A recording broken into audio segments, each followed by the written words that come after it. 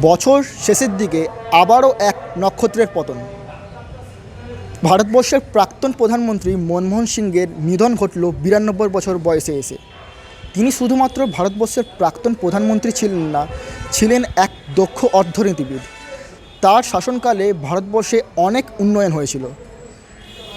আজকে আমরা চলে এসেছি পশ্চিমবঙ্গের কংগ্রেসের মুখ্য গৃহে, যেখানে আমরা দেখতে পাচ্ছি যে মনমোহন সিংয়ের যে চিত্র, তার মধ্যে কিন্তু পুষ্প দিয়ে কিন্তু শ্রদ্ধাঞ্জলি জানানো হয়েছে। এখানে যে কার্যকর্তারা আছেন কংগ্রেসের, তাদের মনোভাব কী, চলুন জেনে নেওয়া যাক।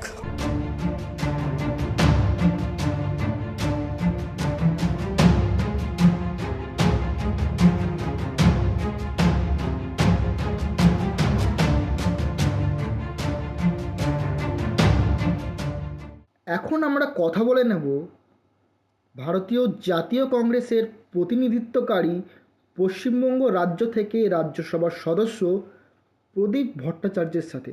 মনমোহন সিং এমন একজন মানুষ যিনি এই শতাব্দীতে ভারতবর্ষের অর্থনীতির মেরুদণ্ডকে সোজা করে দিয়েছিলেন। যখন আমেরিকা রিসেশনে কাঁপছে, ভারতবর্ষের অর্থনীতি তখন মাথা উঁচু করে দাঁড়িয়েছে। কে সেই স্রষ্টা? সেই স্রষ্টার নাম মনমোহন সিং। তিনি এটা প্রমাণ করে দিয়েছিলেন যে ভারতবর্ষ পৃথিবীর মধ্যে একদিন না একদিন উন্নত রাজনৈতিক চিন্তার ক্ষেত্রে পরিগণিত হবে, অর্থনীতির ক্ষেত্রে বিশ্বকে চ্যালেঞ্জ করতে পারবে।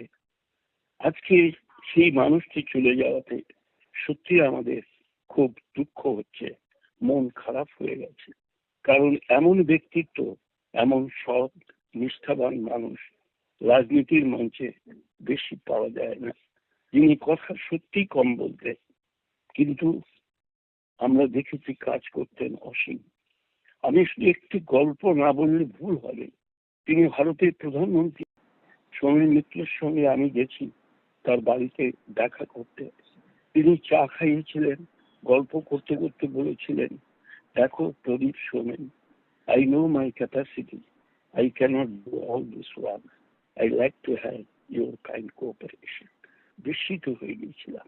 এই হচ্ছে মনমোহন সিং, যিনি ভারতবর্ষের প্রতিটি মানুষকে মনে করতেন তার আত্মীয় এবং তাদের চিন্তাধারাকে তিনি গ্রহণ করতেন সাদরে।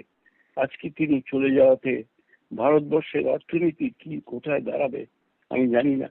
তবে যে ভিত তিনি তৈরি করে দিয়েছিলেন, সেই ভিত আগামী দিনে আরো যে শক্তিশালী হবে, আরো ইমারত তৈরি করতে সাহায্য করবে, এ বিষয়ে কোনো সন্দেহ নেই। তার মৃত্যু শুনছে ভারতের অপূরণীয় ক্ষতি। ভারতবর্ষের প্রাক্তন প্রধানমন্ত্রী মনমোহন সিংয়ের মৃত্যু হয়েছে। তিনি এমন একজন প্রধানমন্ত্রী ছিলেন যাকে বিপক্ষী যে দল, যে পরিপক্ষ যে দল ছিল, তারাও কিন্তু আমাদের সম্মান জানাতো। কি বলবেন এই বিষয়ে আপনি? দেখুন, ভারতবর্ষ যাকে হারালো তিনি অবশ্যই একজন প্রাক্তন প্রধানমন্ত্রী, পাশাপাশি তিনি একজন বিশ্ববিখ্যাত অর্থনৈতিকবিদ। যে অর্থনীতিবিদ, এই এমন একজন ব্যক্তি যিনি ভারতবর্ষের অর্থনীতিকে কোন জায়গায় নিয়ে গেছিলেন, নিশ্চুপে কাজ করে কিভাবে দেশের অর্থনীতিকে এগিয়ে নিয়ে গেছিলেন, তার প্রমাণ আমরা দেখি তার কার্যকালে, তার প্রধানমন্ত্রিত্বকালে ইউপিএ 1 এবং ইউপিএ 2-তে। আজকের দিনে দাঁড়িয়ে ভারতবর্ষ আর্থিকভাবে পিছিয়ে পড়ছে, ডলারের দাম কমে যাচ্ছে, টাকার দাম কমে যাচ্ছে। সেখানে দাঁড়িয়ে এনার মতন একজন মানুষকে হারানো, এটা প্রকৃত অর্থেই ভারতবর্ষের মানুষের কাছে একটা অপূরণীয় ক্ষতি।